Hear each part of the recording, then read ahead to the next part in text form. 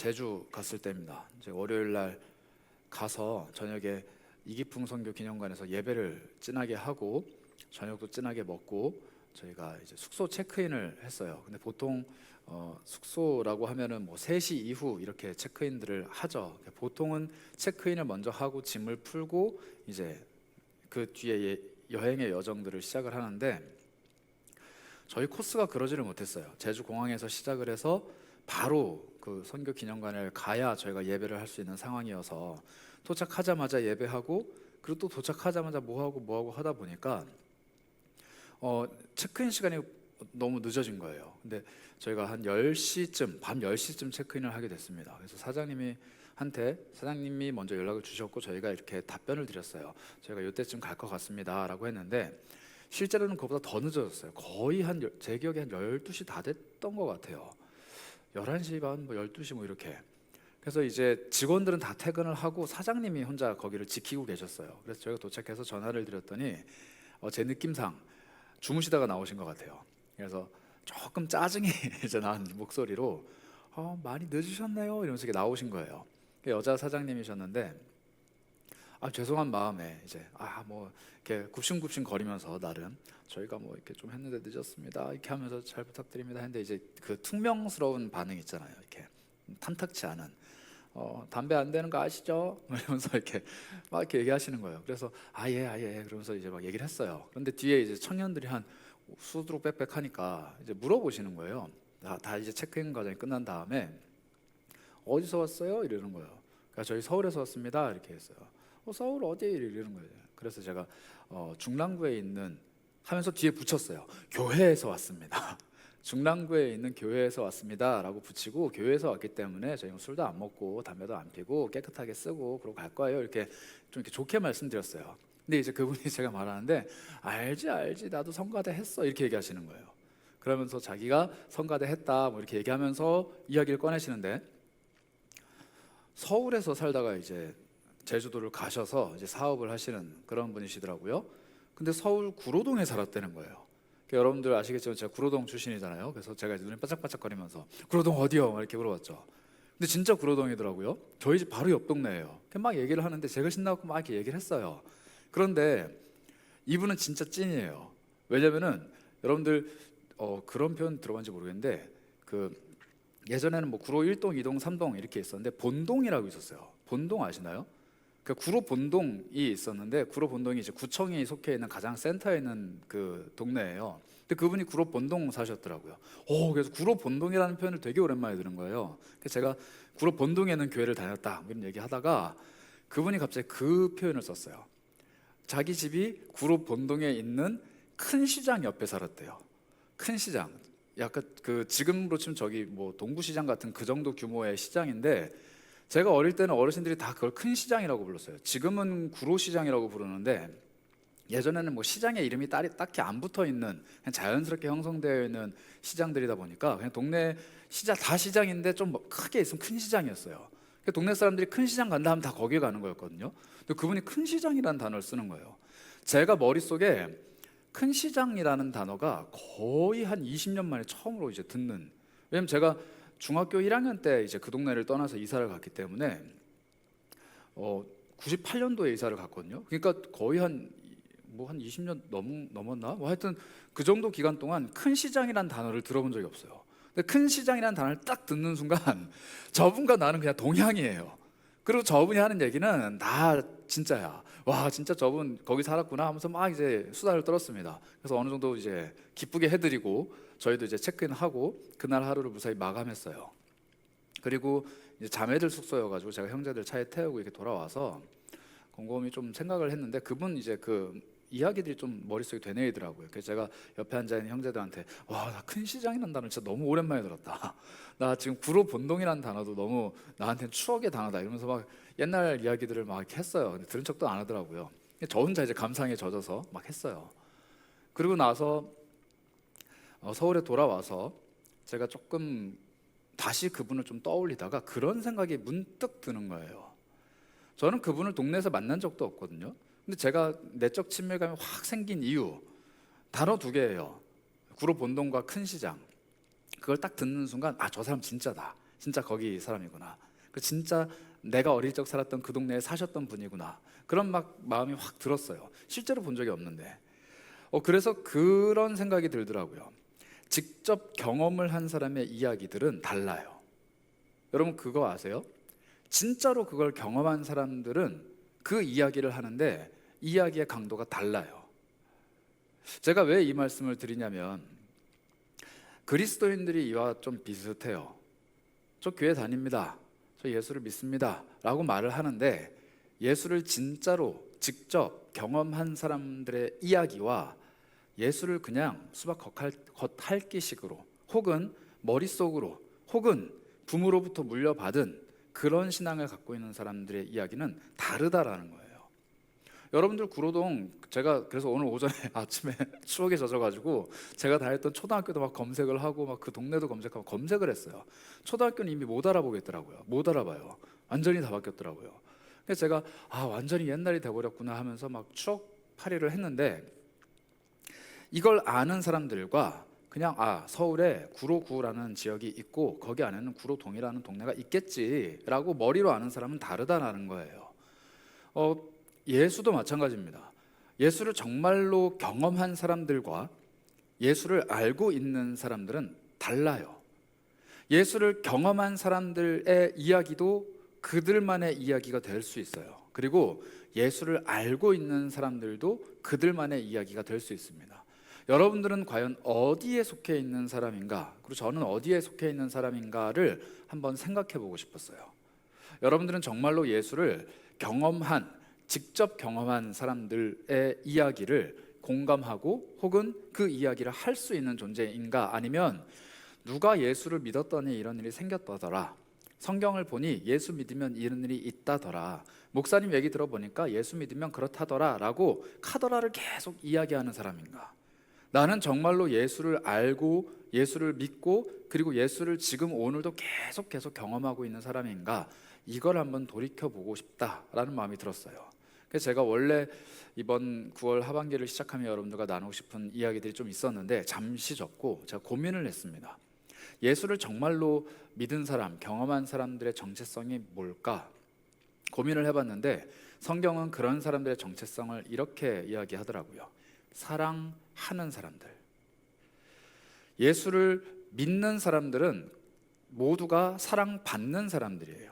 예수를 믿는다라는 것은 하나님이 주신 믿음이 내 안에 있다라는 거예요. 그 말은 하나님이 그 사람을 사랑해서 그 사람 마음에 그 사람이 원하든 원치 않든 사랑이라는 것을 밀어 넣어 주시고 내가 너를 사랑하기 때문에 내 아들 예수를 줬다라는 것을 믿게 하시는 거예요.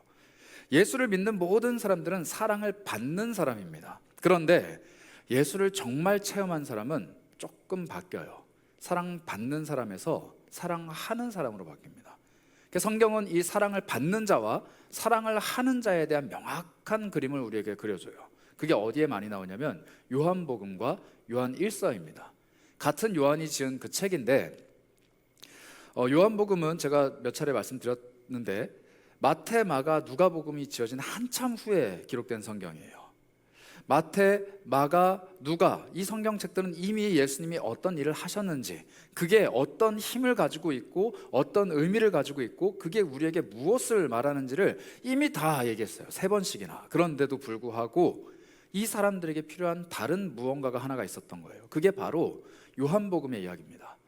요한복음은 예수님이 이런 존재다라고 계속 이야기하시는데 두 가지 이미지를 우리한테 가르쳐줘요. 하나는 예수님이 하늘에서 이 땅에 빛으로 오신 분이다. 그리고 또 하나를 가르쳐줘요. 빛으로 오셨는데 그 빛은 사랑이다. 이걸 우리에게 이야기합니다. 이게 요한복음 전체의 이야기예요. 너희는 지금 예수님을 기적을 일으키는 존재, 삶의 문제를 해결시켜주는 존재, 나에게 믿음을 주는 존재, 나를 사랑해주는 존재로 알고 있을지 모르겠는데 정말 예수님은 어떤 존재냐? 그 예수를 만나면 하늘로부터 오는 빛을 받게 되고 그 빛을 받은 사람은 예수라는 존재를 통해 하나님을 사랑하게 된다라고 가르쳐주는 거예요. 그래서 그리스도인들이 믿음을 가진 채로 오랜 신앙생활을 했는데 내 신앙에 발전이 없고 내 신앙에 늘 답답한 어떤 정체기를 흘러가고 있다면 여러분들께 요한복음을 추천드려요. 내가 지금까지 알고 있었던 예수 그리스도의 모습, 내가 지금까지 이해하고 있었던 예수의 이야기, 내 예수의 말들이 아니라 내가 정말 생각지도 못했고 보지 못했던 예수님의 또 다른 모습이 이 요한복음 안에 정말 많이 담겨 있습니다. 그리고 그것을 하나씩 하나씩 뜯다 보면은 내가 기존까지 경험하지 못했던, 지금까지 생각하지 못했던 예수님의 새로운 모습이 막 보이는 거예요. 이게 요한복음의 묘미예요. 그런데 요한복음보다 훨씬 뒤에 사도 요한이 거의 죽기 직전에 쓴 게 요한서신입니다. 이 요한서신은 1, 2, 3서로 구성이 되어 있는데 1서가 그 사도 요한의 모든 이야기들이 거의 다 담겨 있어요. 그런데 이 사도 요한의 이야기의 핵심은 뭐냐? 요한복음을 통해서 이 세상에 빛으로 오신 예수님, 그리고 사랑을 주신 예수님을 안다라면은 너희는 사랑을 해야 된다라는 이야기를 해요. 사랑받은 사람에서 사랑을 하는 사람으로의 전환을 요한 1서가 이야기합니다. 마음속에 사랑이 없는 저 같은, 제가 사랑이 되게 없어서 늘 컴플렉스잖아요. 그러니까 요즘에 사랑을 많이 해야지라는 마음도 많이 갖고 있고, 어제도 저녁에 아내랑 밥 먹을 때 또 그 얘기 하더라고요. 너무 사랑 없다 얘기하니까 진짜 사랑 없는 사람처럼 보이잖아 이러더라고요. 근데 저는 마음속으로 계속 나에게 사랑이 너무 없는데 이런 딜레마가 있거든요. 근데 그 얘기를 듣고 나서 그래, 나부터라도 나는 사랑할 수 있는 사람이라고 스스로 좀 생각해야겠다, 이 마음을 좀 먹었습니다. 근데 쉽지는 않아요. 어쨌든 사랑하는 사람으로의 전환을 요한 1서가 이야기하고 있는데, 여러분들이랑 그 얘기를 좀 나누고 싶었어요. 사랑받는 존재 말고 사랑하는 존재는 어떤 존재인가? 그래서 이번 시리즈의 제목은 사랑하는 자들아, 내가 사랑하는 너희들아 라는 뜻입니다. 그러나 또 다른 뜻도 될 수 있어요. 사랑을 받는 존재가 아니라 사랑을 늘 흘려보내고 사랑을 늘 하고 있는 너희들은 이런 삶을 살아라, 이런 삶을 살아야 된다라고 이야기하는 이 요한 1서의 말씀을 통해서 정말로 예수를 그냥 알고 있는 게 아니라 그의 사랑을 경험하고 그를 통해서 내가 사랑하는 법을 배워가는 것이 무엇인지를 같이 나누고 싶은 거예요. 그래서 부디 이 요한 1서에 대한 이야기들이 다 끝나간 후에는 우리 안에 정말 사랑이 넘쳐났으면 좋겠어요. 그 사랑이 어떤 방식으로 어떤 모습으로 드러날지는 알 수 없지만 우리에게 사랑으로 다가오신 그분이, 빛으로 오신 그분이 우리를 어떻게 사랑하는 사람으로 변화시켜 가시는지, 요한의 평생에 걸쳐서 그 변화를 경험한 이 사도 요한의 고백이 우리의 고백이 됐으면 좋겠다 하는 이야기입니다. 이 사도 요한은 요한 1서 1장 1절을 시작하면서 이렇게 이야기를 합니다. 요한 1서 1장 1절인데요. 같이 한번 볼까요? 제가 읽어보겠습니다. 태초에 있는 생명의 말씀에 관하여는 우리가 들은 바요, 눈으로 본 바요, 자세히 보고 우리 손으로 만진 바라. 요한이 가지고 있는 가장 큰 경험은 이거였어요. 예수 그리스도, 태초에 있는 생명의 말씀이 계셨는데 그 말씀이 이 땅에 오셨다, 이 땅에 오신 세상의 빛이다, 이 말씀 속에는 생명이 있었고 사랑이 있었다, 이 얘기는 요한복음에 있었던 이야기입니다. 그런데 그 이 땅에 빛으로 오시고 사랑으로 오시고 심지어 말씀으로 오신 그분을 내가 들었고 눈으로 봤고 만져봤다, 이렇게 얘기해요. 이게 우리와 다른 요한의 아주 귀중하고 소중한 경험이에요. 이 세상에 수백억 명의 사람이 태어나고 죽는데 그 중에 예수를 보고 듣고 만진 사람은 극히 일부분입니다. 그러면 우리는 거의가 아니죠. 우리는 사실 전부 다 예수를 본 적도 없고 만난 적도 없고 만져본 적도 없고 그분의 음성을 들어본 적도 없어요. 만약에 그분을 봤다, 나는 그분 만져봤다, 그분이랑 대화해봤다 라고 말하면 이단일 가능성이 굉장히 높아요. 그렇지 않아요. 우리는 본 적도 없는 예수를 이야기하고 있어요. 만져본 적이 없는 예수가 이런 분이다라고 늘 이야기하고, 내가 누군지 한 번도 대면해보지 못한 그 존재를 향해 또 그 존재의 이름으로 기도를 하는 그런 사람들이에요. 제가 아까 잠깐 말씀드렸잖아요. 직접 경험을 한 사람의 이야기는 달라요. 직접 경험한 사람의 이야기는 다릅니다. 예수를 직접 만나본 요한의 이야기는 우리들의 이야기와 완전히 다른 거예요. 요한의 이야기는 거짓이란 있을 수 없어요. 왜냐하면 보았으니까. 그런데 우리들의 이야기는 거짓은 없을 순 있지만 무엇이 있을 수 있느냐? 오류가 있을 수 있는 거예요. 직접 본 게 아니니까, 건너들었으니까.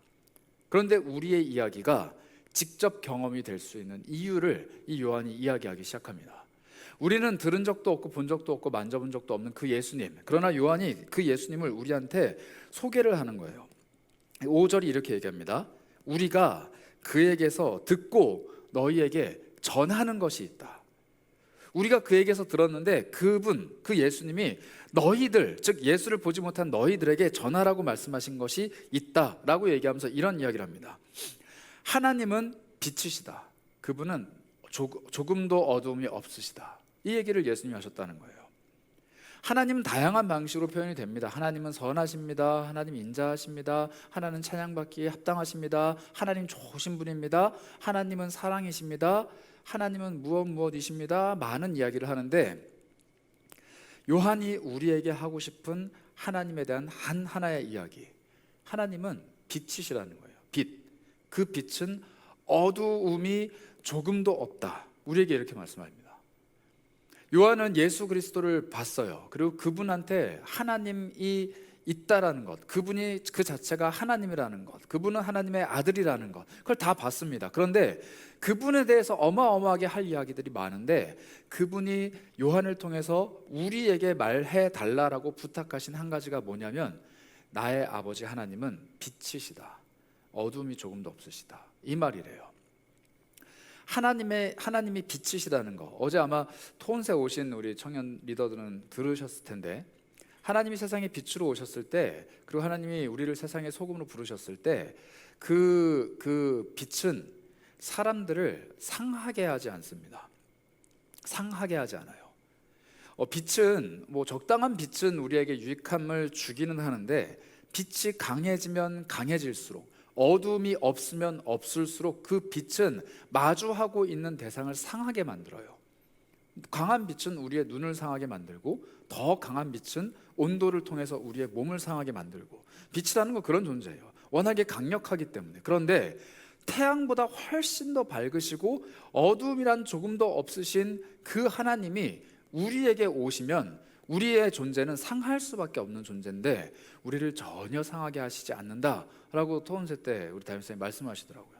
저 굉장히 많은 인사이트를 얻었습니다. 그래, 하나님은 빛이신데 예수님이 하나님이 빛이시고 조금도 어둠이 없으신 분이다라고 얘기했는데 그분이 우리의 삶을 찾아왔을 때 그분이 하시고자 하는 일은 우리의 삶의 어두운 구석들을 끄집어내서 너 이거 뭐야? 하면서 우리의 마음을 상하게 하시거나 우리 인생의 잘못된 부분들을 끄집어내면서 너 이거 도려내야 돼, 수술하자, 잘못됐어, 너 이거 잘라내, 끊어내 하면서 우리의 몸을 잘라내시는 것이 아니고 회복시켜 주시고 아름답게 가꾸어 주시고 어두움을 자연스럽게 몰아내 주시는 분이구나 라는 거예요. 그 말씀을 이 사도 요한이 우리에게 전하고 있습니다. 그러면서 우리에게 뭐라고 얘기하느냐, 6절입니다. 만일 우리가 하나님과 사귄다, 즉 하나님을 안다라고 얘기를 하는데 우리의 행동 속에 어두움이 있다면 거짓말을 하는 거다, 이렇게 이야기합니다. 이게 우리에게 굉장히 큰 부담이에요. 제가 오늘 설교의 제목을 거짓말 탐지기라고 했는데 이 6절 말씀이 우리에게 거짓말 탐지기를 들이댑니다. 여러분 이거 손 이렇게 대보셨나요? 저는 보드카페 가서 이거 한번 해봤는데 찌릿찌릿해요. 그런데 하나님의 거짓말 탐지기는 찌릿찌릿 정도가 아닙니다. 하나님 앞에서 거짓을 말하고 하나님 앞에 거짓된 삶을 살아가는 사람들의 결론은 전기 찌릿찌릿이 아니고 죽음이에요. 지옥이라는 겁니다. 영혼이 영원히 멸망하는, 하나님과 완벽하게 단절되는, 하나님의 은혜와 사랑을 더 이상 입을 수 없는, 하나님과 전혀 상관없는 존재로 전락해버리는 것이 우리 영혼의 끝이에요. 이게 바로 하나님 앞에서 거짓, 죄 이런 것들을 품고 있는 사람들의 결론인데 우리에게 지금 이 얘기를 하는 거예요. 너희가 하나님을 알고 있다, 하나님을 믿는다, 하나님의 자녀다라고 말하는데 너희들의 행동에 잘못된 부분이 있다면 너희들은 지금 거짓말하는 사람들이다. 우리의 행동을 우리들의 거짓말 탐지기로 들이대기 시작합니다. 요한이 우리에게 얘기해요. 너희들의 행동을 잘 봐봐. 행동에 어두운 면이 있다면, 행동에 잘못된 부분이 있다면, 행동에 하나님 앞에서 거리끼는 부분이 있다면 이게 너의 거짓말 탐지기가 되고 이게 너의 올무가 되고 이게 너의 사형 선고가 돼서 너의 삶을 괴롭힐 거야. 이거는 하나님 앞에서 거짓을 말하는 사람들의 결론이야 라고 이야기를 하는 겁니다. 이게 우리에게는 충격이에요. 하나님은 빛이시고 그 빛으로 오신 하나님이 우리에게 사랑을 주셨고 예수 그리스도를 우리를 위해서 죽게 하시면서 그 사랑을 증명해내신 그 하나님이 갑자기 우리에게 거짓말 탐지기를 들이대시는 거예요. 나는 널 사랑해, 나 너 사랑해, 사랑해. 근데 고백해봐, 정말 나 사랑해? 너 행동으로 나한테 증명해봐, 정말 나 사랑해? 근데 아니네? 그럼 아웃. 이렇게 하실 것 같은 거예요. 이 두 구절만 보면. 그래서 6절에서 이렇게 얘기하죠. 만일 너네들이 정말로 사귄다고 하면서 어둠을 행하면 거짓말을 하는 건데 진리를 행하지 않는 것이다, 이렇게 얘기합니다. 우리가 어둠에서 행하는 게 뭐냐, 그럼 죄를 짓는 게 뭐냐라고 했을 때 진리를 행하지 않는다라는 거예요. 그럼 진리는 또 도대체 뭐냐는 거예요. 진리, 하나님을 많이 아는 게 진리인가? 성경을 막 외우고 다니는 게 진리인가? 아닙니다. 진리는 뭐냐면 요한복음 14장 6절에 이렇게 얘기합니다. 예수 그리스도의 말씀이신데요, 예수께서 이르시되 내가 곧 길이요 뭐라고요? 진리요 생명이니 나로 말미암지 않고는 아버지께로 올 자가 없느니라. 진리는 예수 그리스도 그 자체예요. 우리가 행동이 어긋나거나 잘못되거나 어두움이 있다라는 것은 우리 안에 예수가 없다라는 것을 스스로 이야기하는 거예요. 내 행동이 잘못되어 가고 있고 내 삶이 망가져 가고 있고 내 생각과 내 언행이 조금씩 어두워져 간다라면 내 안에 예수가 없다라는 것을 스스로 증명하고 있는 것이라는 겁니다.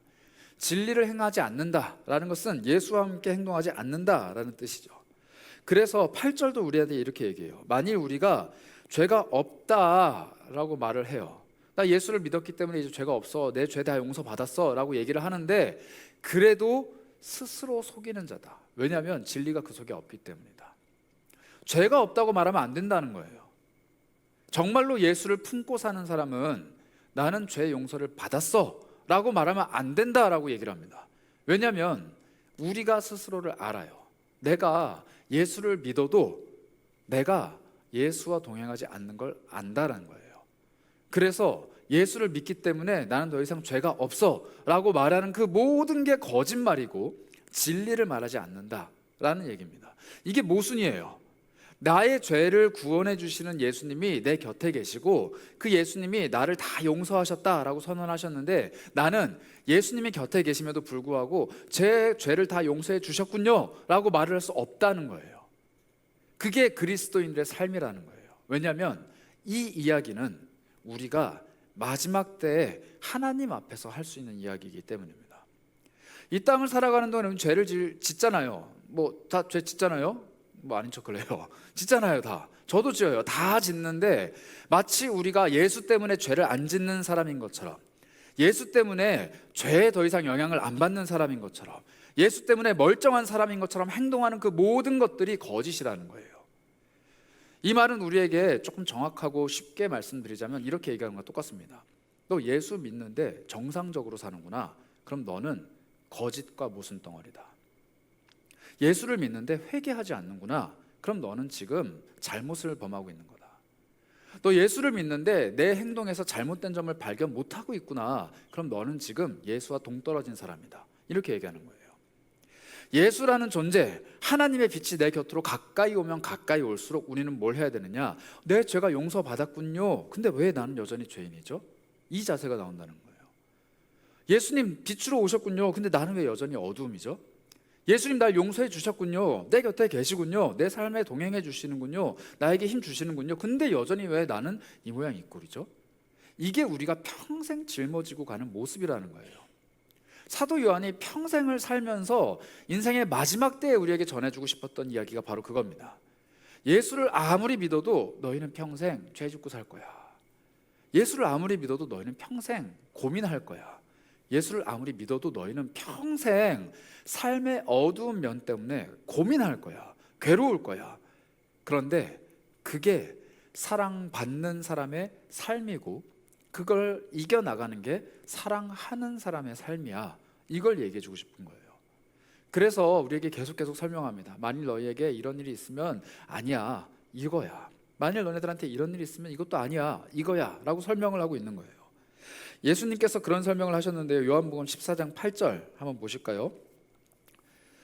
예수님이 내가 세상에 빛으로 왔다 나는 아버지와 하나다 뭐 이런 얘기를 하실 때 빌립이라는 제자가 이렇게 물어봤어요. 주님, 아까 14장 6절 잠깐 보여주시겠어요? 14장 6절에 예수님이 내가 곧 길이고 진리고 생명이다 라고 얘기를 하시니까 14장 8절에 빌립이 이렇게 물어보는 겁니다. 주님, 당신이 정말로 진리이고 생명이고 빛이면은, 길이면은 아버지를 우리한테 보여주세요.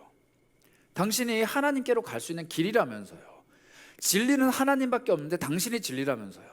생명은 하나님밖에 없는데 당신이 생명이라면서요. 그럼 보여주세요 라고 얘기를 하는 거예요. 예수님이 탄식하시면서 이렇게 얘기하시는 거예요.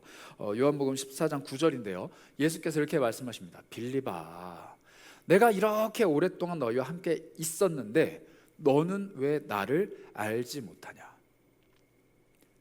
내가 계속 너의 곁에 있는데 너는 왜 나를 알지 못하냐라고 말씀하십니다. 그런데 이 말씀은요, 오늘 저와 여러분들에게도 계속 하시는 말씀이에요.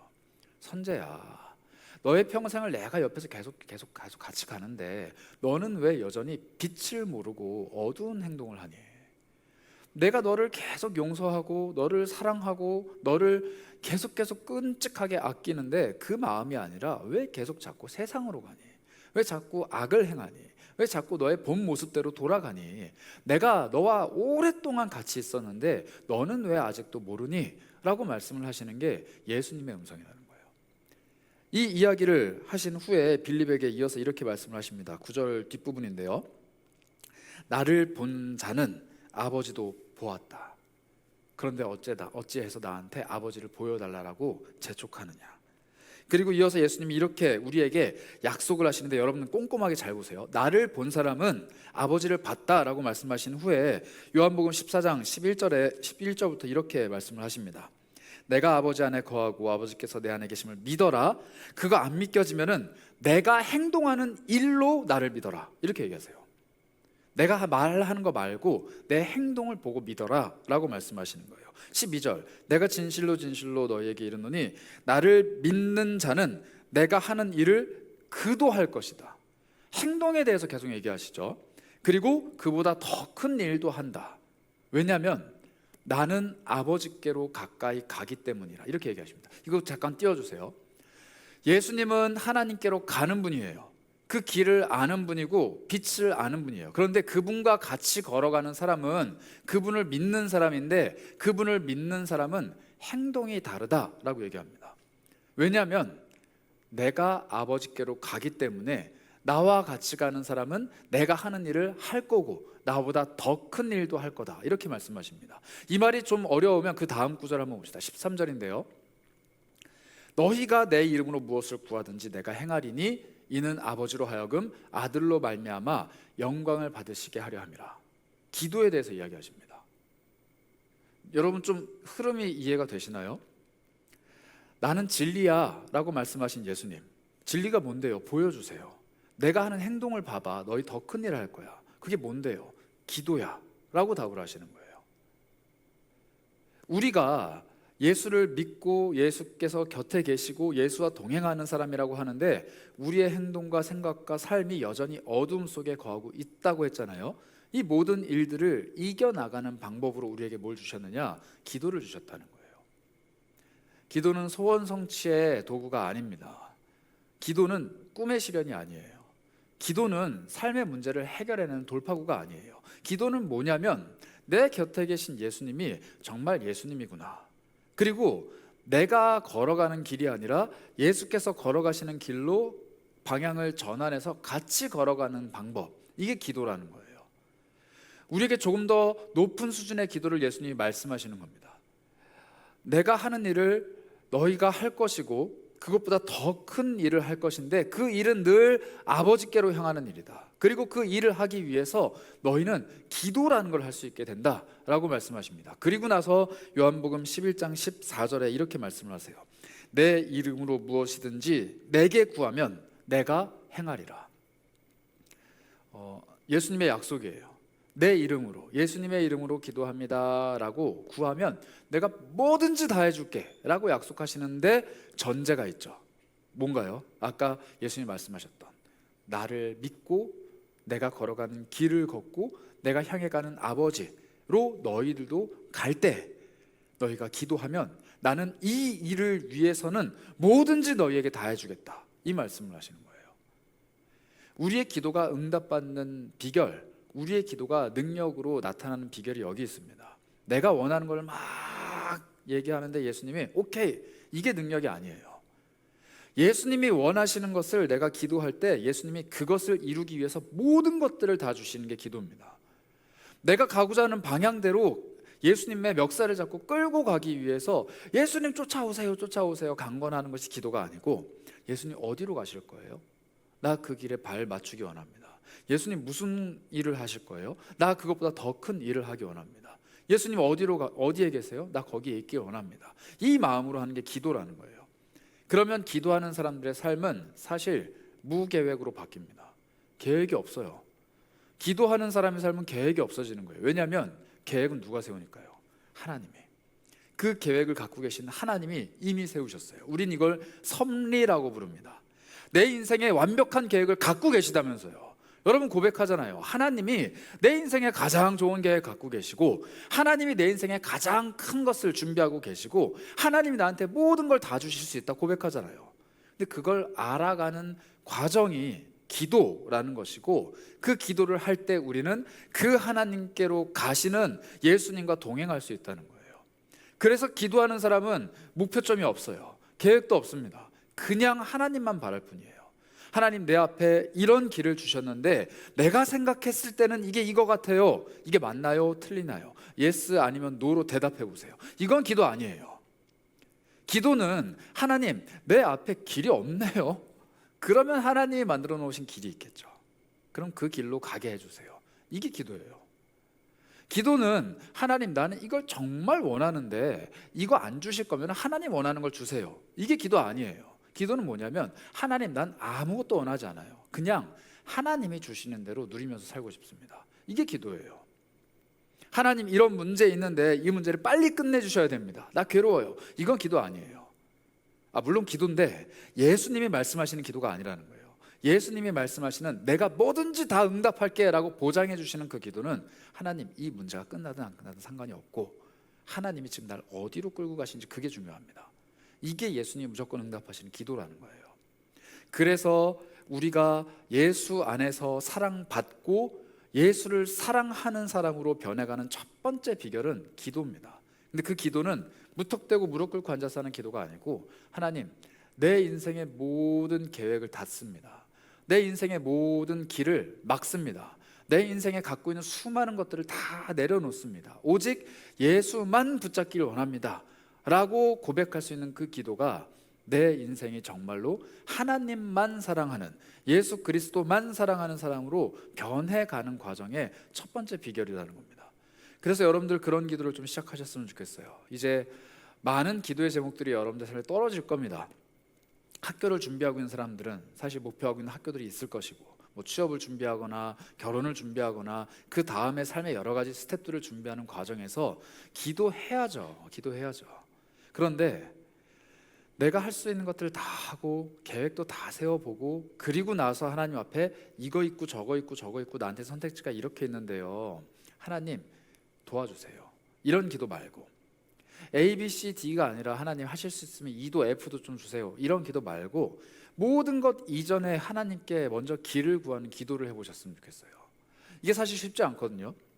우리는 어느 정도는 내가 밑밥을 다 깔아놓고 길을 다 찾아놓고 할 수 있는 거 다 해놓고 그 다음에 뭐예요? 딱 덮은 다음에 하나님 할 만큼 했는 것 같은데 이제 하나님이 좀 필요해요, 이렇게 기도한단 말이에요. 그거 말고 하나님, 내가 할 수 있는 게 있지만, 선택할 수 있는 게 있지만, 고민할 수 있는 것도 있지만, 하나님 다 잠깐 멈추고 하나님만 구하는 기도를 했으면 좋겠습니다.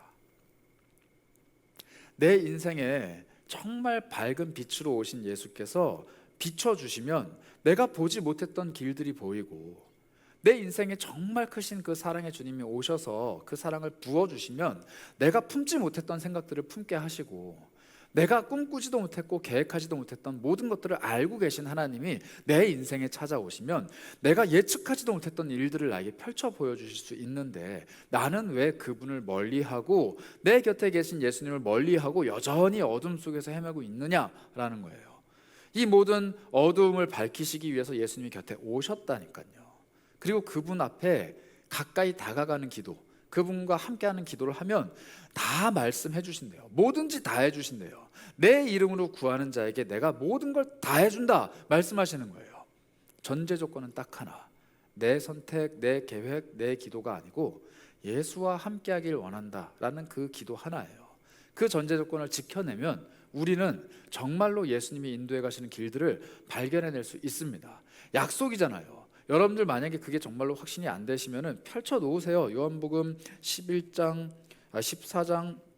몇 절이죠? 14절 읽으세요. 내 이름으로 무엇인지 내게 구하면 내가 행하리라고 하셨죠? 예수님 기도합니다 하고 기도하세요.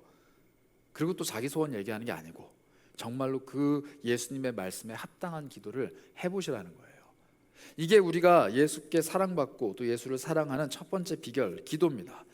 제가 이 기도를 요즘에 다시 하기 시작했어요. 어제 이제 그 IBF 간사님들이 우리 교회에 오셨습니다. 제가 이제 앞에 놓여져 있는 몇 가지 프로젝트를 다 끝냈어요. 여름 수련회도 끝내고 제주 선교도 끝나고 저한테는 이제 마음의 짐이 없습니다. 홀가분해졌어요. 그게 이제 8월 마지막 주였는데 9월 첫째 주가 되면서부터 다시 이제 짐들이 막 쌓이기 시작합니다. 어제 IBF 간사님들 오셔서 이제 회의하고 가셨고 이번 주 목요일이에요. 9월 7일. 지금 여러분들이 앉아 있는 이 자리에 80여 명의 IBF 대학생들이 모여서 예배할 거예요. 그들이 모여서 예배하고 자기가 맡은 그 캠퍼스, 자기가 속한 그 대학교 안에서 정말 복음이 펼쳐지기를 기도할 겁니다. 그리고 10월, 11월 또 이렇게 3번 여기서 예배를 할 건데 제가 예전에 이렇게 카운트를 했던 자료들을 다시 끄집어냈어요. 이런 자료입니다. 광운대 11,406명, 서울여대 8,639명, 한양대 22,284명, 과기대 13,000명, 세종대 15,000명, 건국대 22,000명, 서울대 8,000명, 삼육대 7,000명, 도합 132,551명이 우리에게 IBF를 통하여서 주신 캠퍼스 안에 있는 대학생들의 숫자예요. 다시 읽어드릴까요? 132,551명. 이 사람들한테 복음 전한다는 거 불가능해요. 다시 한번 말씀드릴게요. 이 사람들한테 복음 전하는 거 불가능해요. 저 혼자 13만 명을 어떻게 만나요? 못 만나요. 우리 다 같이 동원돼도 우리 공동체원들 출석하는 사람들 다 동원돼도 100명이거든요. 한 명당 몇 명을 해야 13만 명이에요? 못해요. 그런데 예수님이 우리에게 밑도 끝도 없이 캠퍼스라는 꿈을 주시고 밑도 끝도 없이 갑자기 IBF를 붙여주시고 갑자기 이 모든 일들을 올해 상반기 때 갑자기 막 밀어붙이셨어요. 그리고 지난주에 공식적으로 요청이 들어왔습니다. 이 학교에 복음 전하고 싶은데 세계일교회가 같이 했으면 좋겠다. 그래서 그냥 알겠다 그랬어요. 저희는 전도를 할 수 있는 돈도 없고 시간도 없고 사람도 없어요. 그런데 하자고 하시니 그냥 해야 됩니다. 그래서 제가 이제 기도를 했죠. 하나님, 13만 명은커녕 13,000명도 힘들고 1,300명도 힘들고 130명도 힘든데 어떻게 해야 됩니까? 그런데 요즘 우리 청년들의 입을 통해서 그리고 여러 가지 말씀들을 통해서 저한테 자꾸 주시는 마음은 그런 마음이에요. 길은 하나님이 내신다. 길은 하나님이 내신다. 우리가 지금까지 해왔던 사역들이 사실 그래요. 그리고 우리가 지금까지 해왔던 이 공동체의 발걸음들이 그래왔고 우리가 같이 걸어왔던 이 인어프 공동체의 발걸음이 그래왔습니다. 예수님의 길은 이미 다 닦아 놓으셨고 빛으로 오시는 그분이 우리 삶에 조금씩 비춰주실 때 그냥 걸어가기만 하면 되는구나 라는 마음이 문득 들었어요. 그래서 저는 다시 또 기도하기로 했습니다. 하나님, 전도에 필요한 재정들이나 필요한 사람들이나 또 필요한 시간들과 열정들과 무엇보다 우리에게 복음의 능력이 있고 없고는 내가 고려할 일이 아니고 하나님이 고려하실 일이군요 라고 해서 밀어놨어요. 그렇잖아요. 일을 벌린 사람이 아니죠. 일을 벌린 존재가 하나님이니까 나는 고민할 이유가 없는 거예요. 캠퍼스 전도를 하라고 하신 분이 하나님이니까 그럼 이걸 어떻게 해야 돼? 라는 고민은 솔직히 내가 할 게 아니라 하나님이 해야지. 그렇잖아요. 내가 하려고 한 게 아니라 하나님이 하려고 했으니까. 그런데 이 원리가 여러분들의 삶에 똑같이 적용되면 인생이 되게 쉬워져요. 하나님, 나는 이거 하겠다고 한 적이 없는데 하나님이 하라고 하셨으니까 나는 합니다. 그런데 잘 하는지 못하는지는 나는 상관이 없어요. 하나님이 하라고 했으니까. 그러니까 하나님이 여건도 마련해 주시고 할 수 있는 능력도 주시고 할 수 있는 모든 것들을 마련해 주셔야죠. 하나님이 하라고 했으니까. 그러면 내 인생에 하나님이 주시는 공급이 채워진다라는 거예요. 캠퍼스 선교뿐만이 아니라 여러분들의 삶의 여러 가지 이 앞두고 있는 수많은 당면의 과제들을 그렇게 풀어가셔야 돼요. 하나님, 나는 이 일을 한 번도 내 원대로 결정해보지 못했습니다. 하나님이 결정하셨잖아요. 그러니까 이것에 필요한 모든 공급은 하나님이 주셔야 됩니다. 나에게 필요한 모든 것들은 하나님이 주셔야 됩니다. 그래서 우리 주님이 우리를 뭐라고 표현했냐면 군사라고 표현해요. 군인이라고 표현합니다. 여러분 군대 갈 때 돈 몇백만 원 마련해서 가는 사람들 있나요? 이제 곧 군대 갈 친구들 군대 갈 때 한 300만 원 마련해 가야 돼요 라고 말하면 불합리하잖아요. 왜 내 돈을 내? 군대에서 줘야지. 갈 때 총 사가야 돼 라고 말하면 이상하잖아요. 총은 나라가 줘야지. 그렇잖아요. 밥 먹을 때마다 돈 내야 돼. 안 그래요. 다 줘요. 똑같아요. 하나님이 우리를 하나님의 일하라고 부르셨는데, 야, 너 그거 하기 위해서는 기도 20시간 해야 돼. 너 그거 하려면은 헌금 100만 원 내야 돼. 너 그거 하려면은 나한테 이렇게 저렇게 해야 돼 라고 기본 수치를 요구하시지 않는다는 거예요. 하나님이 다 채워주실 거예요. 그리고 하나님 뭘 보시느냐? 그걸 하느냐 안 하느냐. 이 군인이 그걸 들고 싸우러 가느냐 안 가느냐, 그걸 보신다는 거예요. 우리 앞에 수많은 하나님의 공급들이 펼쳐져 있는데 사람들은 그걸 주워들지 않아요. 그리고 예수께서 원하시는 길로 가지 않아요.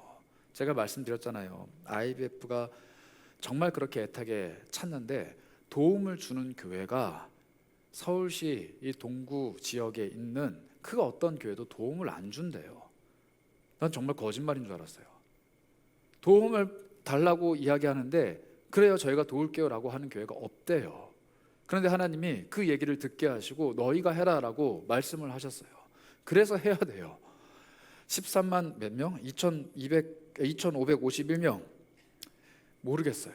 그런데 이들을 섬기기 위해서 하나님이 무엇이라도 조금씩 베풀어 주실 겁니다. 채워 주실 거고. 그리고 우리는 그냥 하나님이 하라고 하니까 그냥 하는 거예요.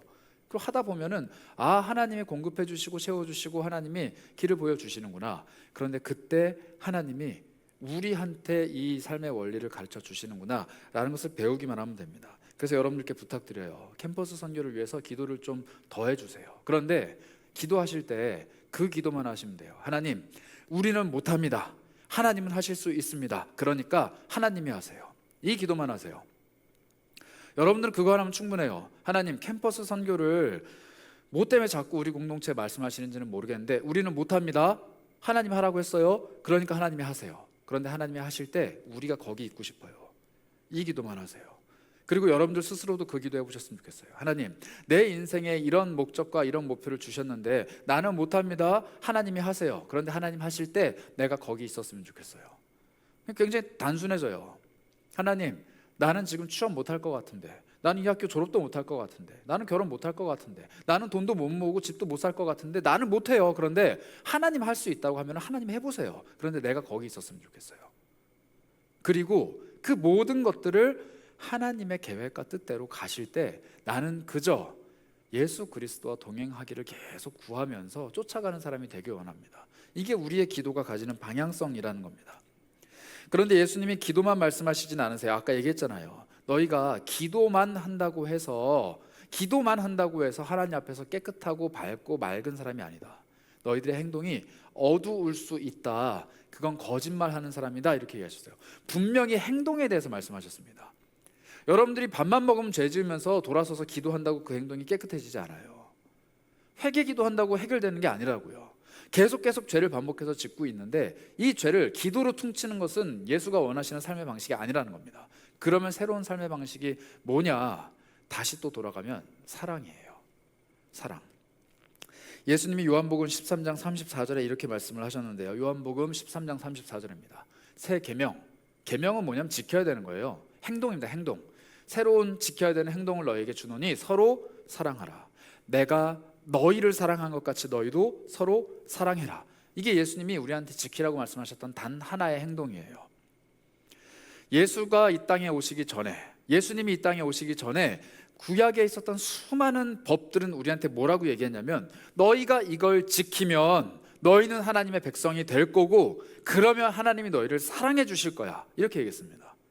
너희가 이걸 지키면 너희는 그의 백성이 되고 그는 너의 하나님이 되리라. 이게 구약에 우리에게 선포하신 약속이에요. 이걸 지켜야 돼요. 그러면 하나님 우리를 사랑해 주신대요. 그런데 반대예요. 예수님 오셔서 이 모든 율법의 이야기 내가 다 이루었다. 너희들은 그저 사랑하기만 하면 된다. 사랑을 하면 내가 너를 사랑할게가 아니고, 너희가 사랑을 하면 내가 너네를 사랑하는 것을 세상이 다 알 거다, 이렇게 얘기합니다. 그럼 사랑을 제일 먼저 한 게 누구예요? 예수님이에요.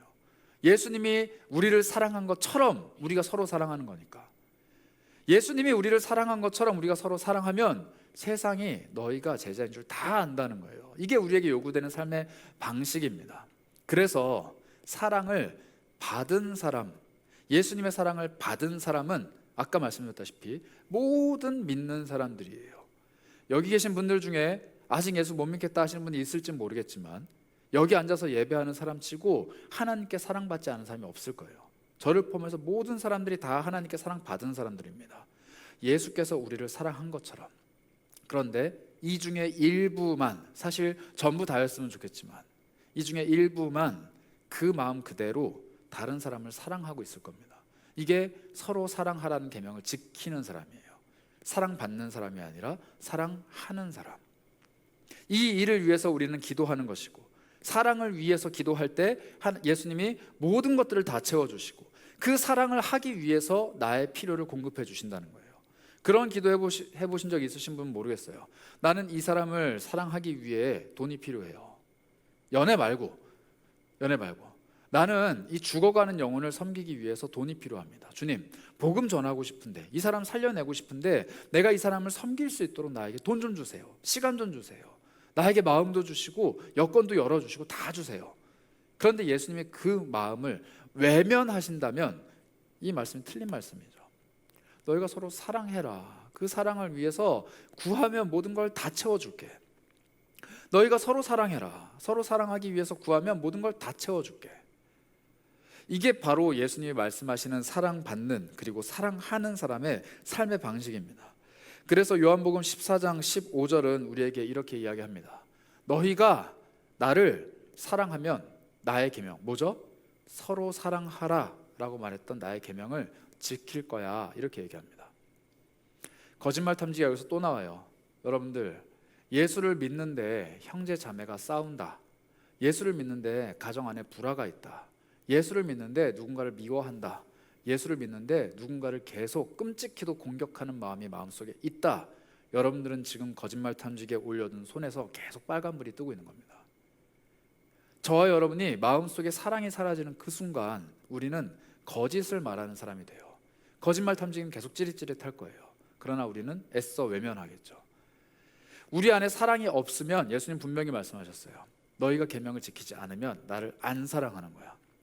나를 사랑하면 이 계명 지킬 거야. 예수님의 구별은 명확해요. 너희가 날 사랑하면 서로 사랑할 거야. 너희가 서로 사랑하지 않으면 날 안 사랑하는 거야. 예수님은 이 기준만 우리에게 제시하세요. 그리고 이것이 우리들이 거짓말을 하는 사람인지 아닌지를 판독하는 기준이 됩니다. 그래서 지금 막 머릿속에 떠올리는 사람 있을 거예요. 내가 걔 미워했는데, 혹은 걔 맨날 남 험담하고 다니는데. 다 지우세요. 나예요, 나. 다른 사람 말고 나라고요. 내 안에 사랑이 없으면 난 지금 거짓말하는 사람이에요. 그리고 내 안에 사랑이 없는데 사랑하기 위해서 계속 애쓰고 구하고 기도하면 예수 그리스도의 빛이 내 삶으로 계속 밀려 들어오고, 예수의 사랑이 내 안에 계속해서 밀려 들어오는 거라는 겁니다. 마음속에 있는 미움과 다툼과 시기 질투를 버리셔야 돼요. 그 사람에 대한 안 좋은 감정을 버리셔야 돼요. 안 되죠. 그 사람이 나한테 한 일이 있는데, 그 사람이 나한테 한 행동이 있는데, 그 사람이 한 말이 있는데 안 되죠. 그런데 예수님 말씀하시잖아요. 그런 일이 있을 땐 안 사랑해도 돼. 절대 그런 얘기 하시지 않았어요. 그냥 무조건이에요. 그냥 용서해줘라. 70번씩 7번이라도 용서해줘라. 너희가 할 일은 사랑이다. 왜냐하면 내가 너를 용서했고 내가 너를 사랑했기 때문에 그것처럼 너희도 사랑해라 라는 전제가 있기 때문이에요. 그래서 우리는 무식하게 밑도 끝도 없이 그냥 사랑하는 존재가 돼야 됩니다. 그래서 여러분들의 별명이 사랑하는 자들이 되었으면 좋겠어요. 하나님께서 여러분들을 사랑하는 존재, 그리고 여러분들도 서로 사랑하는 존재. 이제 우리들의 모임 안에서는 누군가를 헐뜯고 비난하고 정죄하는 일들이 조금씩 사라졌으면 좋겠습니다. 물론 없겠죠. 없을 거예요. 그러고 싶어요. 그런데 저를 돌아보면 있어요. 누군가를 미워하는 마음, 그 사람의 행동에 단죄를 전하는 마음, 그 사람이 잘못됐을 때 말하진 않지만 내 속에서 끓어오르는 이 정죄감, 그 사람이 부족했을 때 거 봐라 하면서 만족해하는 이 감정들을 다 끊어내고 그 사람과 내 안에 정말로 밝은 빛이 가득하고 그 사람을 사랑하는 마음이 가득한 것, 이게 바로 예수 앞에서 거짓말을 하지 않는 순전한 그리스도인들의 삶의 방식이라는 겁니다. 그래서 예수님의 새 계명은 우리에게 서로 사랑하는 법을 이야기하는데, 요한복음 14장 21절은 이렇게 얘기합니다. 이건 되게 힘든 구절이에요. 나의 계명을 지키는 사람이라야 나를 사랑하는 사람이다. 나를 사랑하는 사람은 내 아버지께 사랑받을 것이다. 나도 그를 사랑하고 제일 중요한 거, 그에게 나를 나타내리라, 이렇게 말씀하십니다. 이거 지금 살아계신 예수님이 제자들에게 한 얘기예요. 빌립이 말했잖아요. 보여달라고. 근데 예수님이 말했잖아요. 옆에 있는데도 왜 못 보냐고. 그런데 이 말씀을 그 뒤에 하시는 거예요. 너는 눈을 뜨고 있고 만지고 있고 대화하기 때문에 나를 보는 게 아니라 사랑하면 보게 된다. 아무리 예수를 옆에 두고도 사랑하지 않으면 못 봅니다. 그런데 예수가 눈앞에 보이지 않는 오늘 나를 살아가는 이 시대를 함께 걸어가는 수많은 사람들 중에 예수를 사랑하는 사람은 예수님을 봐요. 왜냐하면 예수님이 자기를 나타낸다 하셨거든요. 이게 우리 삶에 나타나는 기적들이에요. 내 삶에는 왜 기적이 없는가? 예수의 손길이 없는가? 예수를 사랑하지 않기 때문이에요. 난 예수 사랑하는데, 맞아요, 형제를 사랑하지 않기 때문이에요. 나 형제 사랑하는데, 맞아요, 그걸 행동으로 실천하지 않기 때문이에요. 내가 형제 사랑을 실천하고 내 이웃을 사랑하기 위해서 애쓰고 서로 사랑하기 위해서 부단히 노력할 때 예수님은 우리에게 힘을 주세요. 그걸 하는 힘을 주신다는 거예요. 그리고 그 힘이 내 힘이 아니라 예수의 힘이기 때문에 내 본능이 알아요. 나 이거 못하는데 내가 지금 이걸 하고 있네. 나 이거 없는데 예수님 나한테 이걸 주셨네. 나 이거는 꿈도 못 꿨는데 예수님이 꿈이 현실이 되게 하셨네. 나는 이거를 그냥 생각만 했는데 예수님은 이걸 다 이루어 가시네. 이게 예수가 나에게 나타나는 방법입니다. 그리고 그 모든 것의 시작은 형제와 이웃에 대한 사랑이에요. 서로 사랑. 한번 사랑에 마음을 걸고 목숨을 걸고 힘을 거는 사람들이 되셨으면 좋겠어요. 하나님을 사랑하듯 이웃을 사랑하라 하셨으니까. 내 마음과 뜻과 정성과 힘과 목숨과 네 있는 모든 것들을 다하여서 하나님 사랑해라. 이게 첫 번째 계명이다. 그런데 두 번째도 이와 같으니, 나를 사랑한 것처럼 너의 몸을 사랑하는 것처럼 내 이웃을 사랑해라. 이게 예수님의 말씀입니다. 그래서 우리에게는 늘 사랑이 필요해요. 예수의 밝은 빛이 우리를 비춰주실 때 예수님 바라보면서 와 너무 좋다. 그러나 그 빛을 갖지 못한 이들에게 찾아가서 그 빛을 전해주는 것, 사랑하는 것, 그리고 그 사람을 끝끝내 사랑으로 녹여내는 것, 이게 바로 우리 삶에 가득한 예수의 능력이라 이야기합니다. 사도 요한은 사실 별명이 있습니다. 이 요한 1서를 적을 때쯤에 이 사람의 별명은 사랑의 사도였어요. 사랑의 사도.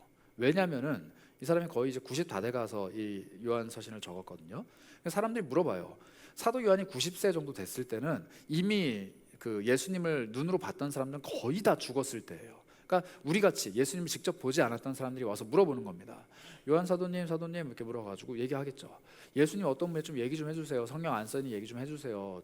또 모르는 거 있으면 얘기해 주세요라고 하면 그 사도 요한이 뭐라고 늘 얘기했냐면, 예수님은 우리한테 서로 사랑하라고 얘기했어. 이 얘기만 하는 거예요. 아니 그거 말고요, 성경에 써 있잖아요. 그거 말고 성경에 안 써져 있는 예수님에 대한 얘기를 좀 해주세요라고 얘기했을 때 사도 요한이 늘 하는 얘기, 너희는 서로 사랑하라고 예수님이 말씀하셨어. 이 얘기만 하는 거예요. 마치 비밀처럼. 그래서 이 사람 별명이 사랑의 사도입니다. 그냥 사랑만 하라는 거예요. 계속 얘기해 줄 법도 한데. 근데 왜 그랬느냐? 사도 요한은 안 거예요. 예수님이 아무리 많은 기적을 펼쳐 보여주셔도, 그의 눈앞에서 그의 삶 속에서 아무리 위대한 일을 펼쳐 보여주셔도 사랑이 없으면 아무것도 아닌 걸 알았기 때문에 가장 중요한, 그리고 세상 사람들이 너무나도 모르는 그 비밀, 성경에 기록되지 않은 그 큰 비밀, 사랑을 이야기하는 겁니다. 그래서 사랑의 사도예요. 그런데 이 사람이 처음부터 사랑의 사도는 아닙니다. 이 사람이 어떤 사람이었냐면, 성경은 마가복음 10장 35절에 이 사도 요한을 이렇게 이야기합니다. 마가복음 10장 35절인데요. 없나요? 사도 요한이 예수님께 무릎 꿇고 이렇게 얘기해요. 세베대의 아들, 두 아들들이 와서 다른 10명의 제자들이 있는데, 그래요. 네. 세베대의 아들 야고보와 요한, 이게 사도 요한이거든요. 둘이 형제입니다. 주께 나와서 이렇게 얘기합니다. 선생님, 무엇이든지 우리가 구하는 바를 우리한테 해주세요. 아까 제가 말씀드렸던 이거 기도 아니에요 라고 말했던 그 기도를 하고 있는 거예요. 예수님, 내가 이야기하면 다 해주실 수 있잖아요. 해주세요. 예수님 물어봅니다. 뭘 원하는데? 예수님 나중에 왕 되시면 오른쪽엔 저, 왼쪽에는 우리 형, 이렇게 해주세요. 이 얘기한 거예요. 그래서 10명의 제자들과 싸웠습니다. 이런 야망이 넘치는 사람이었어요. 잘못된 기도를 하는 사람이었습니다. 이 사람은 예수님을 사랑하고 이웃을 사랑하는 건 관심이 없었어요. 예수님 나중에 뭔가를 하실 건데 그거 하시면 나 거기 있고 싶다, 이것만 가지고 있었던 사람이에요. 이게 사도 요한의 함정입니다. 이 사람이 또 어떤 사람이었냐면 누가복음 9장 54절에 이렇게 이야기했는데요. 야고보와 요한, 또 요한이에요. 이 요한이 이렇게 얘기합니다. 주님, 우리가 불을 명령을 내려서 하늘에서 불이 막 떨어져 갖고 저 사람을 다 죽여버릴 거야, 이 얘기예요. 이거 좀 센 표현인데, 이게 어떤 일이냐면 예수님이 십자가가 얼마 안 남아서 예루살렘으로 마지막으로 가시는 여행을 출발했습니다. 그런데 그 비장한 여행을 시작했는데 사마리아 땅을 지나가야 됐어요. 그런데 예루살렘으로 간다고 하니까 사마리아 사람들이 못 지나가 이렇게 막은 거예요. 왜냐하면 좀 사이가 안 좋으니까. 예수님이 돌아가셔야 되는 상황이 된 거예요. 그런데 이 야고보와 요한은 지금 머릿속에 무슨 생각이 있냐면은 예수님이 죽으러 간다가 아니고 드디어 예수님 왕이 되는구나. 그럼 우리가 오른쪽 왼쪽 앉을 수 있구나, 이 들뜬 마음이 있었습니다. 그런데 사람들이 막으니까 예수님 곧 왕 되실 거잖아요. 그러면은 예수님 가진 능력으로 하늘에서 불을 내려가지고 쟤네 다 태워 죽이세요. 그리고 밟고 지나갑시다, 이렇게 얘기하는 거예요. 이 정신 나간 애들이에요. 예수님 지금 십자가 짊어지시러 가시는데 한 고을을 쑥대밭 만들고 가자는 거예요. 무슨 마법사도 아니고. 예수님이 그들을 꾸짖으십니다. 그리고 돌아서 가세요. 정신을 못 차려요, 예수님 돌아가실 때까지. 심지어 이 사람들 어떤 사람이냐면 예수님이 별명을 지어주셨는데 마가복음 3장 17절이에요. 세베대의 아들 야고보와 야고보의 형제 요한, 얘네 둘한테는 문제 덩어리인데 이 둘에게는 보아너게라는 단어로 이름을 붙여주셨는데 우레의 아들이라는 의미예요. 이 뜻이 뭐냐면은 어딜 가든 큰 소리를 내는 거예요. 목소리가 커요, 싸워요, 맨날 욕하고 맨날 싸우고 너 죽을래 말래 막 계속 이러는 애들이에요. 그냥 자기 욕심이 가득 차 있고 다른 사람들은 죽어도 상관없어요, 내가 잘 되려면. 이 사람들이 처음에 부름 받을 때 계속 이 사람들을 어떻게 소개하느냐, 세베대의 아들이에요. 세베대의 아들. 세베대가 누군지는 우리는 잘 모릅니다. 그런데 세베대에 대한 힌트가 뭐가 있냐면 배를 가지고 있는 사람이에요. 그 말은 부자예요. 아빠가 부자예요. 그리고 아들들한테 뱃일 하라고 맡겼어요. 같이 배 일을 하는 사람입니다. 품꾼들도 많아요. 그러니까 부자예요. 부자고 동네에서 한 따까리 하는 사람들이에요. 잘 사는 사람들이에요. 그런데 그 아들들인데 얘네들이 꿈이 엄청 많아요. 나는 이 동네에서 고기 잡는 일로 만족 못한다. 난 예루살렘에 가서 한 자리 해야겠다. 그 마음을 품고 살던 애들인데 예수님을 만난 거예요. 그러니까 이분이 나를 위해서 뭐든지 다 해줄 수 있는 분이니까 예수님 나 오른쪽 왼쪽 해달라고요, 예수님 저 고을 박살 내달라고요, 예수님 이거 해주세요 저거 해주세요, 계속 얘기하는 거예요. 예수님은 그들에게 얼마나 답답하셨던지 이 보아너게 같은 놈들, 우레의 아들 같은 애들 하면서 이렇게 보십니다. 그런데 그 요한이 나중에는 어떻게 자기 스스로를 표현하느냐, 주님께 사랑받는 제자라고 얘기를 해요. 주님 곁에 있는 그 3년 동안 이 사람은 뭘 배웠느냐, 사랑이란 걸 배운 거예요. 자기가 그토록 계속 사고뭉치, 이상한 소리, 폭력적인 모습들, 어리석은 모습들을 계속 보여줬는데 예수님은 그냥 사랑해 주신 거예요. 예수님이 마지막에 돌아가시던 그날 밤 주님 품에 사랑받는 제자가 안겨 있었습니다. 그게 요한이에요. 근데 요한은 내가 주님 곁에 가까이 있어서 주님 품에 머리를 기대고 있었다 이렇게 얘기 안 합니다. 주께 사랑받는 제자가 거기 있었다. 예수님 마지막 돌아가시기 전날 밤에 자기가 봤던 그 모습은 자기를 끝까지 사랑하시는 모습이에요. 그래서 요한복음에 뭐라고 적혀 있어요? 주님이 세상에 있는 자기 사람들을 사랑하시되 끝까지 사랑하셨다. 사랑을 배운 거예요. 그리고 그 사람 평생에 자기가 갖고 있던 기질, 자기가 갖고 있던 꿈, 자기의 삶의 어떠한 원칙들 다 버리고 남은 게 사랑이라는 겁니다. 그래서 사랑받은 사람으로 시작했던 요한이 끝끝내 그 사람은 사랑을 하는 사람으로 바뀌었어요. 그래서 편지 곳곳에 자기의 편지를 받는 모든 이들을 뭐라고 표현하느냐? 사랑받는 자들아, 나의 자녀들아, 내 사랑을 받고 자라가는 사람들아, 계속 얘기합니다. 이 요한의 마음이 여러분들에게 전달되었으면 좋겠어요. 이 요한의 마음은 사실 예수 그리스도의 마음입니다.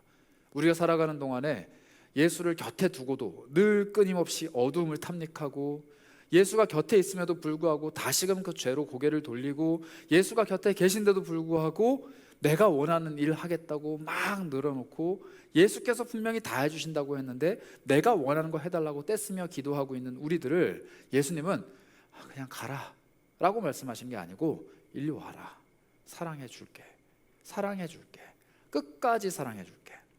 그리고 끝끝내 우리가 그 사랑을 깨닫고 사랑을 전하는 사람으로 바뀌었을 때 비로소 우리에게 모든 걸 다 해주시겠다고 약속을 하시는 거예요. 이제 9월입니다. 가을이에요. 2학기도 시작됐고 이제 뭐 어디선가 오곡백과가 무르익고 갈 거고, 여러분들의 삶에도 열매가 조금씩 나타나야겠죠. 어떤 열매를 꿈꾸시나요? 여러분들 어떤 열매를 꿈꾸세요? 누군가는 무엇을 이루기 위해서 매일매일 노력할 수도 있습니다. 누군가는 무언가를 꿈꾸고 준비할 수도 있어요. 그런데 예수 그리스도의 열매 하나쯤은 마음에 품고 사셨으면 좋겠어요. 하나님, 저 사람 내가 끝끝내 사랑하고 저 사람 내가 끝까지 사랑해서 주께서 나를 사랑하신 것처럼 내가 그 사람을 사랑했으면 좋겠습니다. 주께서 나에게 사랑을 가르쳐 주셔서 보아너게와 같은 나의 성품을 사랑의 사람으로 바꿔주신 것처럼 나도 그를 사랑했으면 좋겠습니다. 이런 고백은 할 수 있어야 되지 않을까 싶어요. 그래서 여러분들 사랑을 결심하고 사랑의 열매를 마음에 품는 그런 사람들 되셨으면 좋겠어요. 사랑 받았잖아요. 우리 다 사랑 받았잖아요. 이제는 사랑하는 사람이 되어야 됩니다. 내가 너희를 사랑한 것처럼 너희도 서로 사랑해라.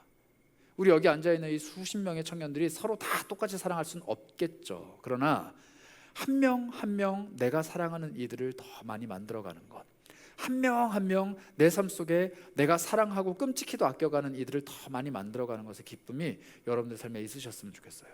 그게 바로 우리가 살아가는 삶의 기쁨입니다. 그리고 그 기쁨을 예수께서는 뭐로 갚으시느냐? 내 삶의 열매들로 갚아주실 거예요. 사랑으로 풍성한 여러분들의 삶이 되기를 소망합니다. 그래서 이 시간에 우리 잠깐 기도하실 때 그런 기도하면 어떨까요? 하나님, 나는 사실 야고보와 요한처럼 세베대 아들로 살았습니다. 내 삶의 정체성은 세베대 아들이었어요. 나에게 주어진 아버지, 가정, 나에게 주어진 환경들이 나를 정의하고 나의 한계를 만들고 내가 할 수 있는 일들을 제한하는 그런 사람이었습니다. 우리 집은 가난하고 우리 집은 불화가 있고 우리 집은 어렵고 우리 집은 이렇고 저렇고 이런 것들이 나를 정의하던 사람입니다. 나는 세베대의 아들과 딸입니다. 그런데 예수를 만나니까 나의 새로운 모습이 보입니다. 보아너게, 하나님이 주신 그 어떤 상황 때문에 내가 그렇게 된 게 아니고 내가 가진 꿈, 내가 가진 야망, 내가 가진 계획, 내가 가진 생각 때문에 나는 어딜 가든 분란을 일으키고 문제를 일으키고 목소리를 내는 그런 사람입니다. 나는 내가 품고 있는 생각 때문에 이런 행동을 하는 사람이고 나는 내가 갖고 있는 기준 때문에 이렇게밖에 살 수 없는 사람입니다. 그런데 이 모든 것들이 예수를 만나니까 보이네요. 그런데 예수님은 끝끝내 나를 사랑의 사람으로 바꿔가시겠다고 작정을 하셨습니다. 그래서 나는 예수 그리스도와 함께 오늘도 사랑을 배워갑니다. 이 세상의 빛이자 사랑이자 생명이자 길로 오신 예수님을 날마다 마음에 받아 하나님을 사랑하고 내 곁에 있는 이들을 사랑하는 사랑의 사람으로 변화되길 원합니다. 주님, 나는 지금까지 사랑할 수 없는 이유를 나에게 주신 세베대, 나에게 주신 그 조건, 나에게 주신 그 환경이라고 생각했는데 그 모든 것들을 버리고 사랑의 사람으로 변화된 요한이 내 모습이 되기 원합니다. 하나님, 나는 지금까지 내가 보안 어게이기 때문에 내가 정말로 갖고 있는 나의 성품과 기질과 나의 약점이 나를 붙잡고 있다 생각했는데 그 모든 것들을 이겨내게 하시고 정말로 사랑의 사도 요한을 빚어내신 그 주님이 내 주님이심을 고백합니다. 그래서 나는 이제 더 이상 세베대 아들 딸들도 아니고 보안 어게도 아니고 이제는 정말 그리스도께 사랑받은 사람, 그리고 이웃을, 세상을, 내 주변에 있는 모든 것들을 사랑하는 사람으로 바뀌어가기 원합니다. 주님, 내 안에 사랑을 부어 주시옵소서. 우리 이런 마음으로 한번 묵상하시면서 기도하는 건 어떨까요? 우리 잠시 기도하겠습니다. 하나님, 내 안에 사랑이 없습니다. 내 안에 은혜가 없습니다. 내 안에 주님을 향한 넉넉한 마음이 없습니다. 받은 사랑이 없다고, 주님께서 베풀으신 은혜가 없다고, 주님 채워주신 것이 없다고 이야기하는데, 주님 고백합니다. 모든 것을 버리고 특히 세베대를 버리고 떠난 그 요한의 모습이 우리의 모습입니다. 넉넉함을 위하여서 모든 것들을 다 버리고 떠나는 모습이 우리 모습 되기 원합니다. 주님 채우셔 주시기 원합니다. 주님의 사랑으로 충만하게 채워주시기 원하는 우리의 심령 속에 주님의 은혜를 채워주시길 원합니다. 주여 함께하여 주시옵소서. 하나님 고백합니다. 우리는 세베대의 아들과 딸들이었습니다. 우리가 태어날 때부터 갖고 태어난 우리들의 환경, 우리가 극복해내기 어려운 우리들의 상황, 우리에게 하나님이 맡겨주신 그저 짊어지고 가야 되는 십자가들이 마치 세베대라는 존재처럼 우리의 삶을 가로막고 틀어막고 붙잡고 있었음을 고백합니다. 그러나 요한이 그 세베대와 모든 배들을 버리고 예수를 쫓았을 때 예수께서 그 요한을 사랑의 사람으로 빚어가신 것처럼 내 삶에 주어진 많은 세베대들을 다 내려놓고 주님의 사랑으로 빚어져 가길 소망합니다. 그리고 주님 또 고백합니다. 사실 그런 환경들이 나를 이토록 어두운 존재로 만든 것이 아니고 나 스스로가 나의 기질과 나의 성품과 나의 생각과 나의 기준이 나를 보완하게, 즉 우리의 아들들로 딸들로 만든 것은 아닌가 돌아봅니다. 그런데 주님, 그것마저도 다 극복해내기 원합니다. 아니 사실 그 모든 것들 위에 뛰어나신 예수의 사랑이 나의 성품과 나의 생각과 나의 모든 기준들을 바꿔가시길 소망합니다. 보완어게를 끝끝내 사랑의 사도로 만들어 가신 예수님이 나의 주님이시라면 내가 가지고 있는 수많은 성품들과 내가 가지고 있는 수많은 약점들 모든 것 덮으실 만한 사랑으로 나를 변화시켜 주시리라 확신합니다. 그것을 위해 이 세상의 밝은 빛으로 예수께서 오셨다라고 했습니다. 그것을 위해 우리에게 사랑을 가르쳐 주셨다라고 했습니다. 그리고 그것을 위해 우리에게 사랑을 채워주신다고 합니다. 그 사랑을 흘려보내라고 우리에게 넉넉하게 부어주신다고 합니다. 그리고 그 사랑을 흘려보내기 위해 결심할 때, 움직일 때, 사랑을 전할 때 예수께서 모든 것들을 다 채워주시겠다 약속하십니다. 주님, 그 약속을 오늘 우리가 신뢰하고 의지하기 원합니다. 행동으로 그 사랑을 증명해내게 하시고 정말로 주를 사랑하는 사람은 서로 사랑하라라는 주님의 계명을 지키는 사람이다 말씀하셨으니 이웃을 사랑함으로 주님을 사랑하는 것을 증명해낼 수 있도록 도와주시기 원합니다. 하나님, 사랑이 없는 모습이 거짓말 탐지기가 되어 우리의 손바닥 밑에 놓여 있습니다. 사랑이 없을 때마다 주님, 그것들이 울려서 너 그렇게 하면 안 돼 라고 우리를 고통스럽게 하는 것이 아니라 그 모든 굴레들은 다 훌훌 벗어버리고 진정으로 사랑이 주는 기쁨과 평안, 그 사랑을 전할 때 오는 만족감들을 누리길 원합니다. 사랑 때문에 넉넉해지고 사랑 때문에 부요로워지고 사랑 때문에 우리가 가진 모든 것들이 풍요로워지는 그 놀라운 일들이 우리 삶에 나타나기 원합니다. 사랑, 그것 하나면 충분한데 그 사랑이 우리를 통해 흘러가기를 간절히 원합니다. 우리 인어 부공동체의 모든 속한 지체들 한 사람 한 사람의 삶을 사랑으로 충만하게 채워주시옵소서. 우리 주 예수 그리스도의 이름으로 기도합니다. 아멘. 우리 함께 찬양합니다. 예수 우리들의 밝은 빛. 예수 우리들의 밝은 빛, 은혜와 긍휼을 베푸시는 주, 그의 길을 따라가는 주의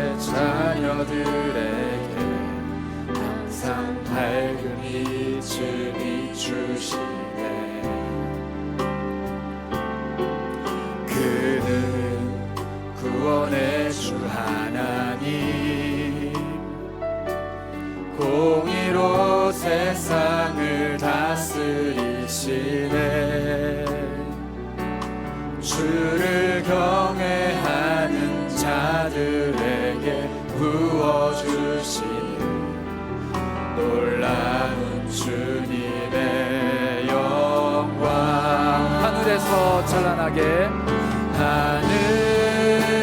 하늘에서 찬란하게 빛나는 주의 영광 이 땅에 오셨네. 어둠을 밝히고 새 생명 주시네. 영원히 빛나는 나의 예수님 높이 영광과 찬양 받으실 그 이름 경배합니다. 슬픔을 거두고 내게 자유 주시네. 기쁨의 노래를 영원한 나의 빛 예수께. 우리 다시 한번 찬양할까요? 예수 우리들의 밝은 빛. 예수 우리들의 밝은 빛. 은혜와 긍휼을 베푸시는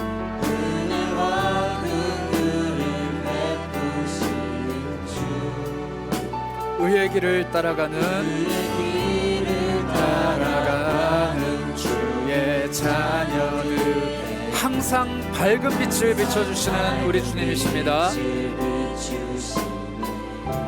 예수는 구원의 주 하나님이십니다. 구원의 주 하나님 공의로 세상을 다스리시네. 주를 경외하는 자들에게 부어주 놀라운 주님의 영광과 계획과 채우심이 약속되어 있습니다.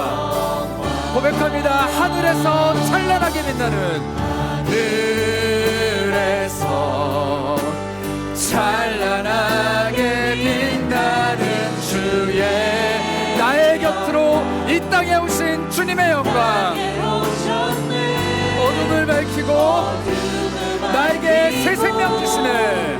새 생명 주신 영원히 빛나는 나의 예수님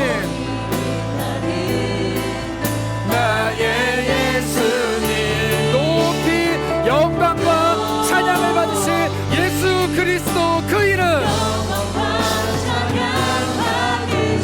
그 이름 경배합니다. 슬픔을 거두고 내게 자유 주시네. 기쁨의 노래를 영원한 나의 빛. 우리 다시 한번 고백합니다.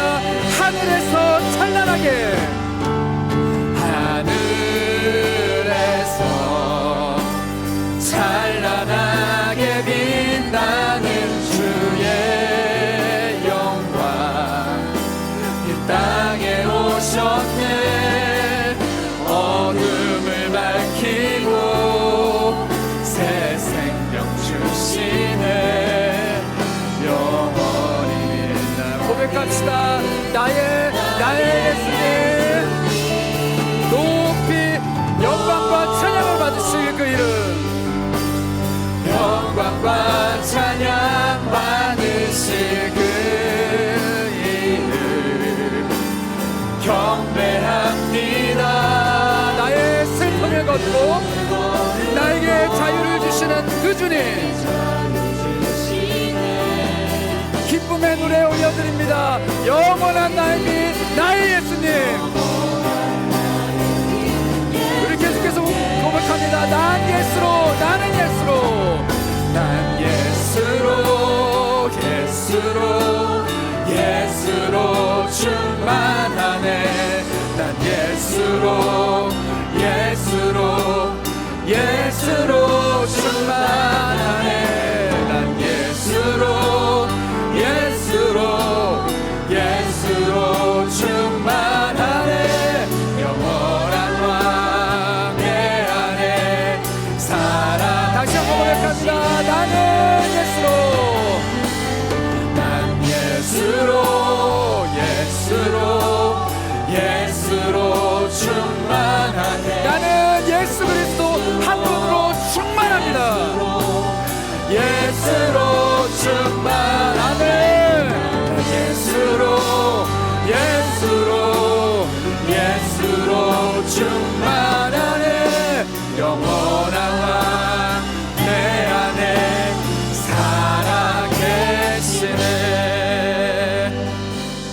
시간에 믿음으로 선포하면서 기도하셨으면 좋겠어요. 주님, 나는 사랑이 없습니다. 그러나 사랑 그 자체이신 주님이 내 안에 충만할 때 나는 비로소 사랑할 수 있는 사람이 됩니다.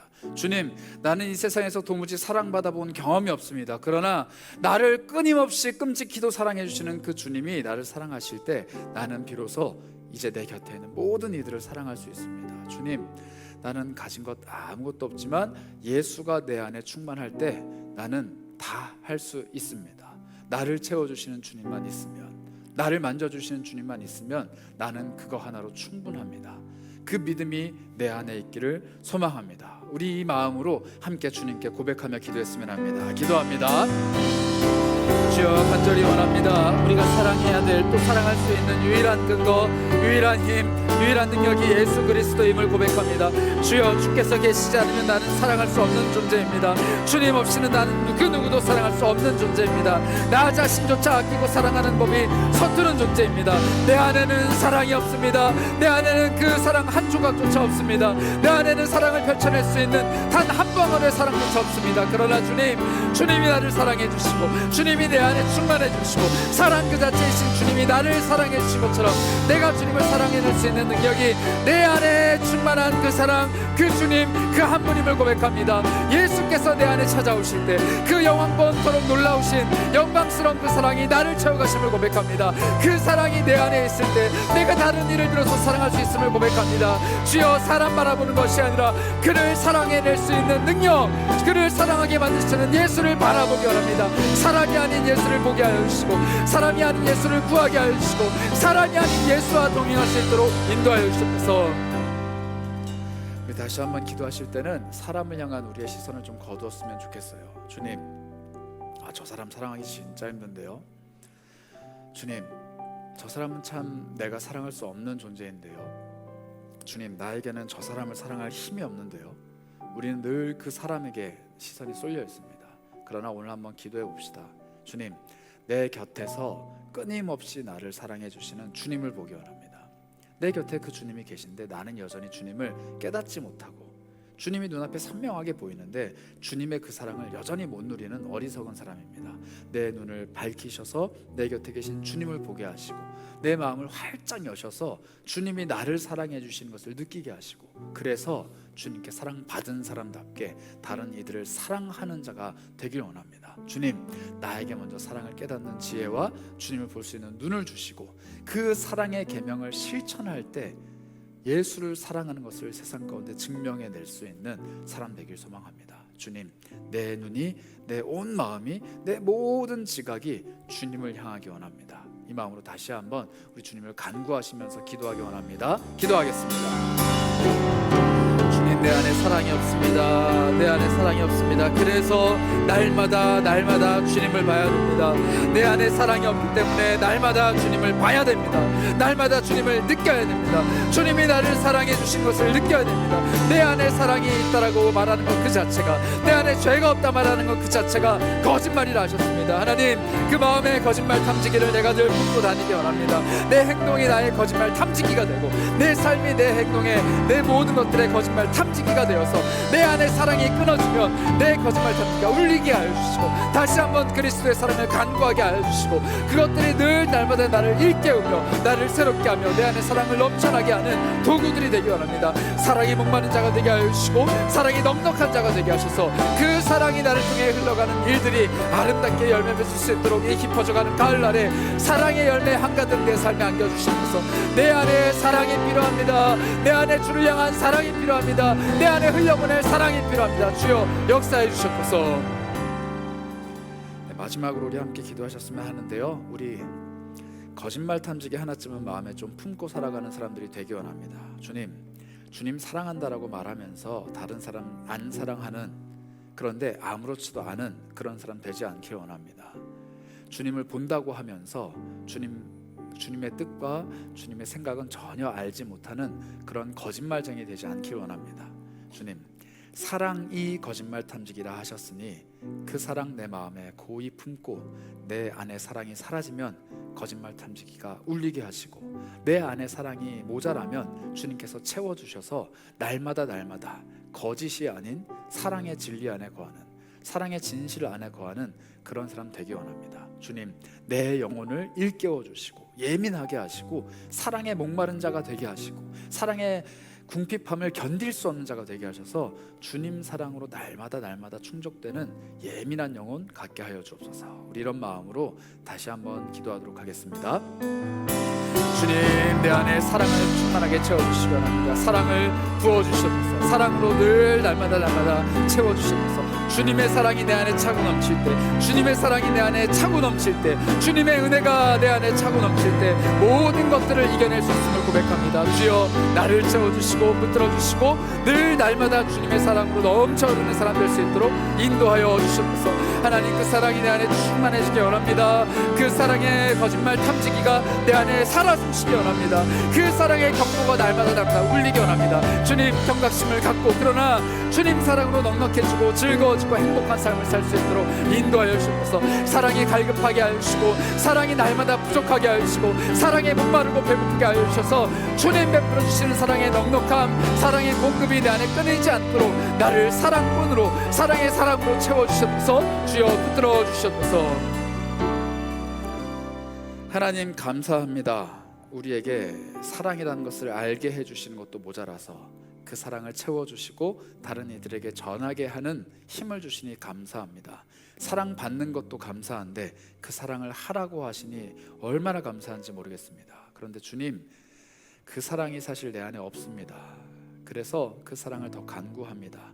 주께서 채워주시는 그 은혜가 내 안에 더 넘쳐나길 원합니다. 하나님, 사랑으로 충만케 해주시고 그 사랑 늘 배고파하고 갈급해하고 목마르하게 하시고 주님의 은혜 안에 머무는 사람 될 수 있도록 인도하여 주시옵소서. 사랑이 내 마음속의 거짓말 탐지기입니다. 사랑이 모자라면 그 탐지기가 마구마구 울리게 하셔서 주님의 사랑을 구하게 하시고 다른 이들을 더 뜨겁게 사랑하게 하시고 그 사랑하는 일에 힘을 쓰고 애를 쓸 때 그 탐지기가 더 이상 울리지 않고 날마다 기쁨으로 우리를 인도해 갈 수 있도록 붙들어 주시기 원합니다. 사랑이 모든 것들 위에 덮는 가장 큰 존재임을 고백하기 원합니다. 주여, 우리를 사랑의 사람들로 붙들어 주시옵소서.